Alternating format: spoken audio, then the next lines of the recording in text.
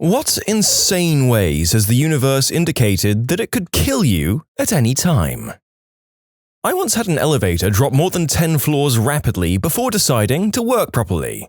Let me explain. This happened to me at the Land Title building in downtown Philadelphia. I was visiting a friend on the 20th floor, and around floor 15, the elevator suddenly makes a fatigued groaning sound before dropping. Fast. Scared the ever-loving pee out of me as I rocketed down to floor 5 before it slowed, stopped, and reversed course back up again. I noped. I hit the button for every floor so the fricking thing would just let me off, and I walked down the stairs and out of the building. I never did get to visit my friend. What random horrors has the universe subjected you to, only to say, "Haha, got ya," right before the point of no return? And don't tell me this didn't or can't happen. It happened. When I was 10, I was on a helicopter visiting an island off the south coast of England. Everything was going smoothly until the helicopter turns on its side and proceeds to nosedive for a good 10 seconds toward the sea. Needless to say, this had everyone screaming and scared crapless. The helicopter suddenly levels off and the pilot comes onto the PA system and says, "Oh, sorry people, I could have sworn I spotted a dolphin. Won't happen again." I now hate helicopters. I think I've played Battlefield 3 with this guy. I'm a private pilot. One time I was nearing the airport to land. I hit the switch to put the landing gear down and only 2 lights showed up, indicating that the 2 main gears were down, but the nose gear was not coming down as well. So, if all else fails, I'd either have to raise the gear and do a belly landing, or do a landing with only 2 gears, which would be even more dangerous. But first I went back away from the airport to try and work out the problem if possible. I tried raising the gear and re-lowering it. Same problem. 2 lights but no nose gear. Because the gear comes down from the force of gravity, I tried pulling a few Gs to force it down. Nothing. I tried wiggling the rudder since the turning mechanism is connected to the nose gear. Nothing. Maybe a few more Gs? Nothing. Finally, I remembered what the instructor had told me in passing when I was getting checked out in this particular aircraft. The lights for the gear are interchangeable, so that if one is burnt out, you can switch them around. So I went to switch them just in case the nose gear light was burnt out. As soon as I touched the light to change it, it came on. Whew. In the end, the light wasn't all the way into the socket, and that's what the problem was. I did a low pass over the tower so they could visually check that the gear was down just to be sure. I landed successfully in the end. In conclusion, landing gear wouldn't come down on my plane. Turned out that the light showing the gear's position was faulty, and I discovered it as I was at the end of my options before deciding on an emergency gear-up landing. I have a feeling that anyone who's entertaining ideas of getting their pilot's license is probably going to get a good brief of things that might put them off that particular vocation here. It's definitely not something for the light-hearted. I once studied abroad in Cyprus, and during Thanksgiving break I decided to go to Spain for the week. No one else wanted to go, so I went alone. It was incredible. I saw Madrid, Toledo, Sevilla, Granada, and Barcelona, in that order. I was supposed to take a bus back to Madrid to catch my flight back to Cyprus the next day. When I got to the bus station with all of my luggage, to take the last bus of the night around midnight, I noticed my wallet had been stolen. I had it when I got on the subway, so between getting on the subway and 10 minutes later when I got off and walked to the bus station, someone had taken it from me. My cash, debit card, and credit card were all stolen. I had no way of making purchases. My prepaid phone was out of minutes. I was effectively homeless in a foreign country. I went into the nearest bar where I told the bartender my story. He drove me back to his place after his shift ended at 3 a.m. He looked up the next available train and gave me €150 to pay for said train, subway tickets, and food. He drove me to the train station, I got on the train and made my flight the next day. I've since wired him back his money.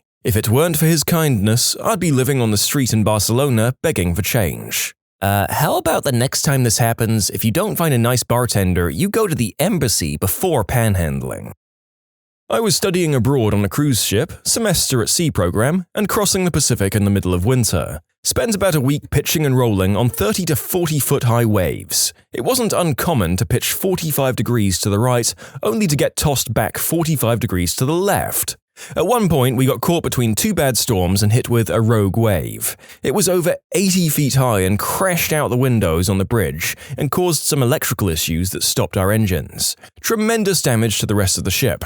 I was sleeping at the time and my bed ripped out of the wall. We prepared to abandon ship into lifeboats, and I knew that we were all dead if we did that, as the Coast Guard was about a day out and there was no way the lifeboats would survive the rough waters. Literally, as we're getting ready to go out on deck and board the lifeboats, one of the engines starts working again and we don't have to evacuate. We literally zigzagged our way to Hawaii and spent 2 weeks chilling while the boat was repaired.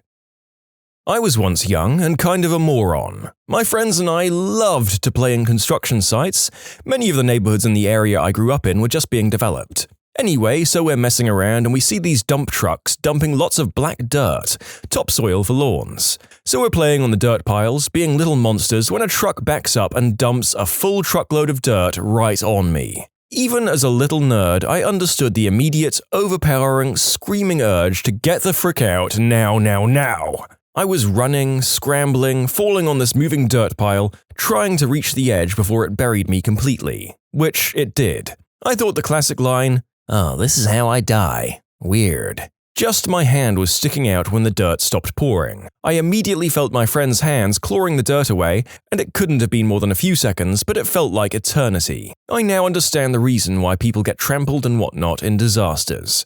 I don't like to think about it, but I probably would have pushed my own mother out of the way. I was so overcome with a singular thought: survive.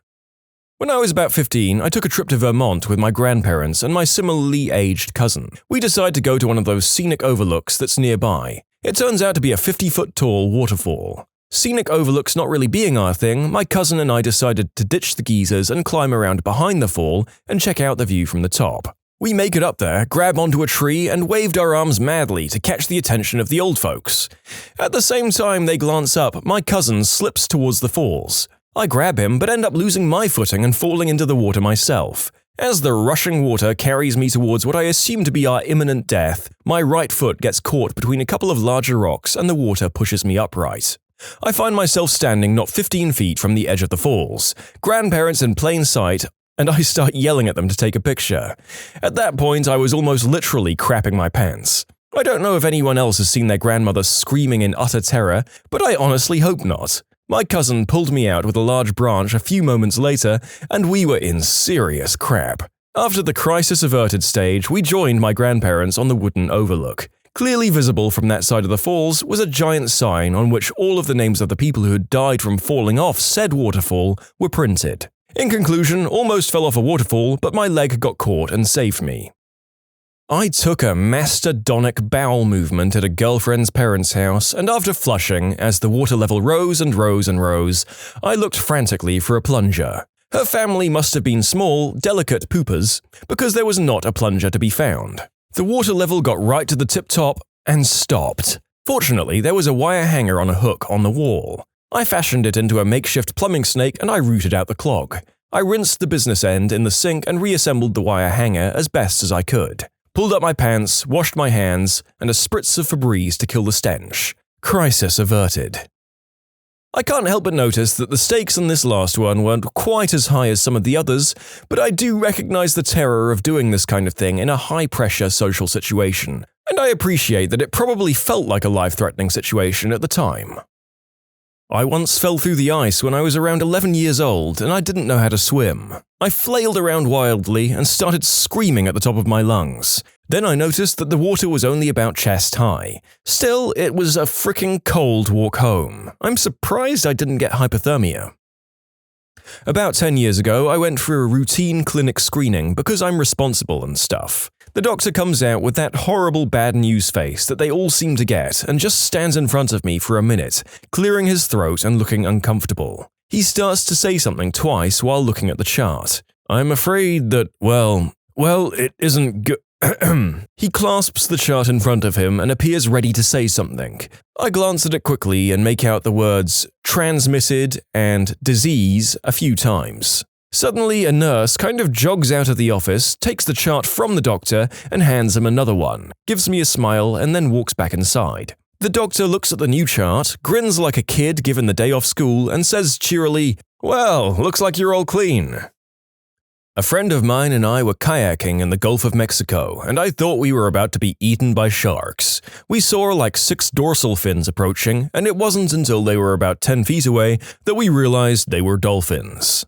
You weren't out of the woods. Dolphins love to play, except play for a 600-pound lump of high-speed, ocean-going muscle is not the sort of thing your bones will take much of. You're all, look at me, I'm a helpless sack of bones who can't swim with skinny, brittle appendages. And the dolphin is like, ah, sweet, bro, let's do flips. I'll totally throw ya, since I weigh 4 times as much and I don't really have a mental concept of broken arm on account of not really having arms.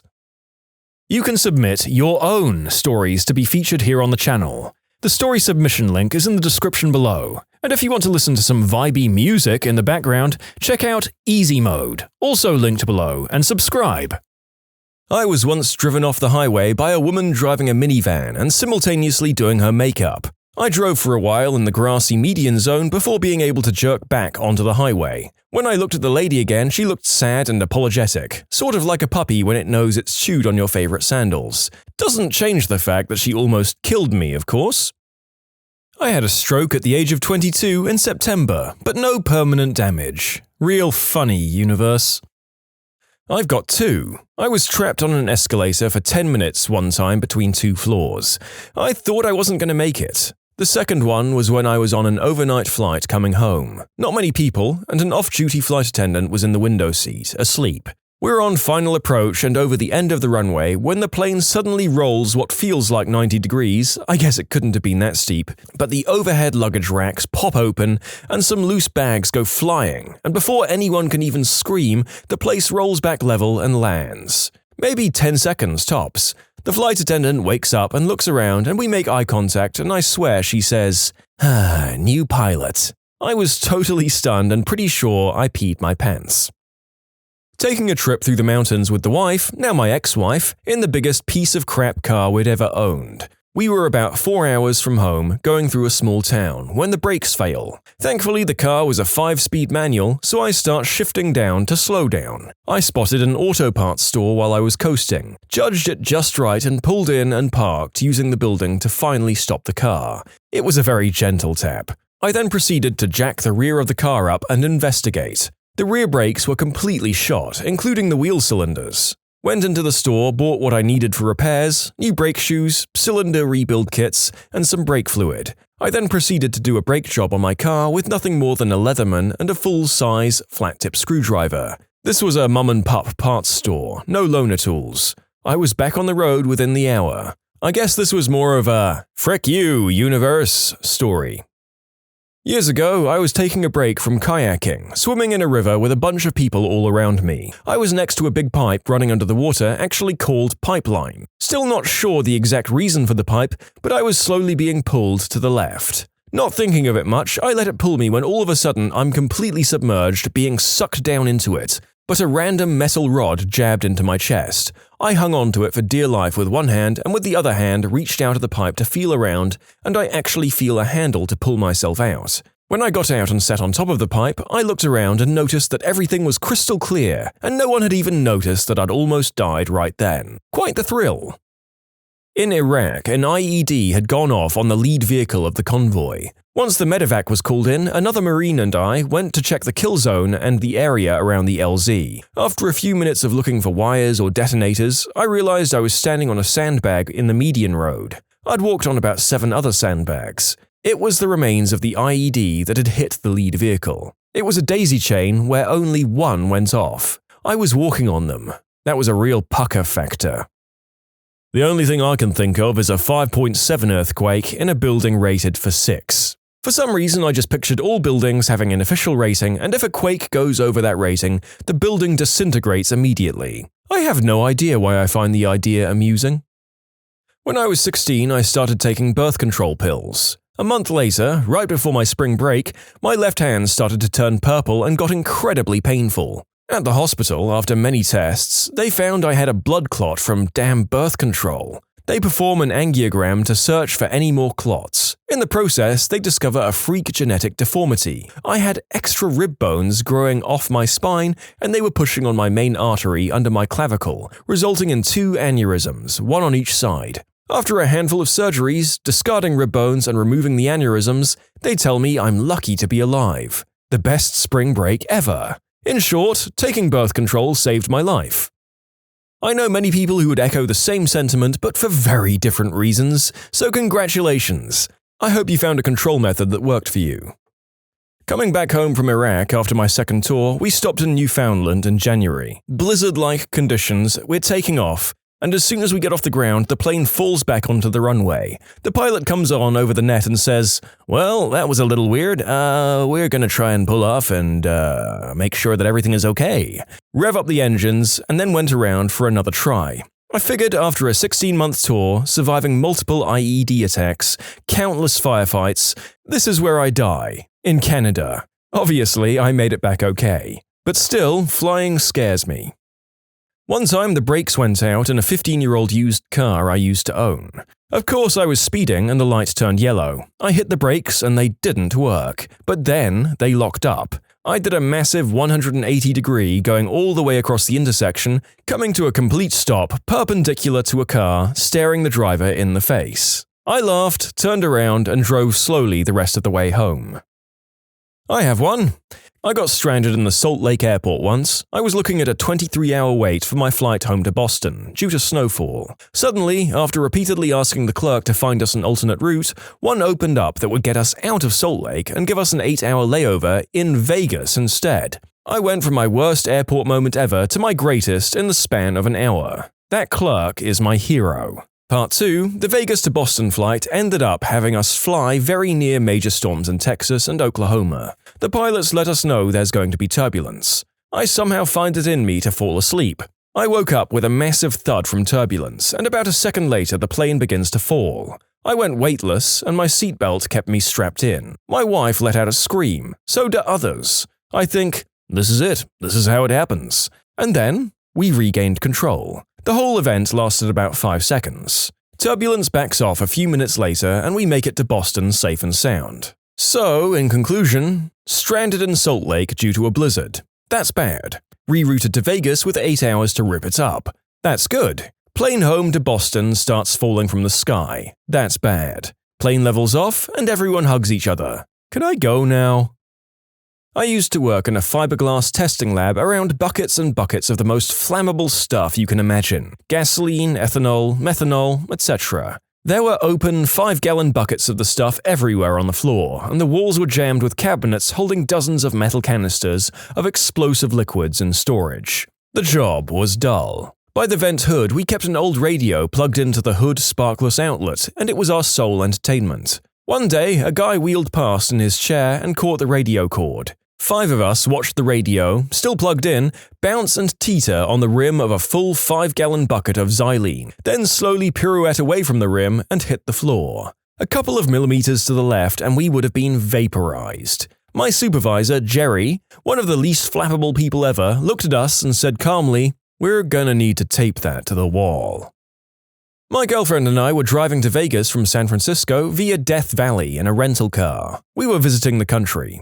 Anyway, we were 30 miles into Death Valley at around 6 p.m. when I realized we probably wouldn't have enough gas to make it to the next gas station, which was roughly 100 miles away. So after driving for another half hour or so, the blinking lights came on, indicating we were on reserve fuel. My girlfriend starts freaking out because our cell phones have no service, and there isn't anyone who we knew to call anyway. So we stopped at the deserted RV park in the middle of Death Valley to try and get some help, all while genuinely fearing running into a bunch of crazy hobos and getting robbed, kidnapped, or murdered. So anyway, the place is devoid of people, so we continue driving on reserve towards Beatty, Nevada. Eventually, the car grinds to a halt and we end up having to pull over to get help. We try flagging down cars for 45 minutes to no avail, until finally some truck that passes us suddenly pulls over and backs up to us. I explain our predicament to him and beg him to drive us to Beatty and back. By this time it was dark and the guy, a really friendly-looking Latino dude, senses that we're desperate and does us the favor.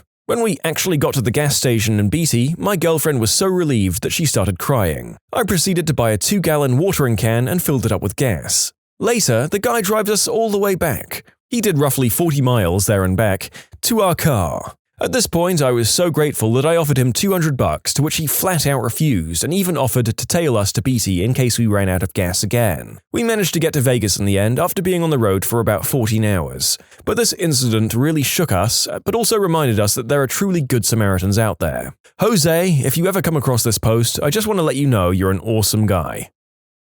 I was on a Navy C-2, a propeller plane, flying back to the carrier with the mail. There are no windows in the cargo section of this plane. Suddenly, in mid-flight, I'm blinded with bright daylight and roaring wind all around me. In a split second, I'm in the crash position out of reflex. I open my eyes and see the sunlight on the floor with bits of newspaper and dust being thrown about by the wind. I hear the engines start to wind down and I feel like the seatbelt is the only thing keeping me from floating out of the seat, as the plane starts to plummet. This lasts for a few seconds, but then the plane levels out and the aircrew guys are moving around me. One of them asks if I'm okay and if it hit me. It turns out an overhead escape hatch had come unlatched and landed in the row of seats in front of me. When you subscribe, make sure to hit the bell to turn on notifications. Put the playlist on in the background to finish listening to all the stories, or if you want some vibey music to put on in the background, check out easymode. If you like Am I the Genius, give Am I the Jerk a shot. Everything linked in the description.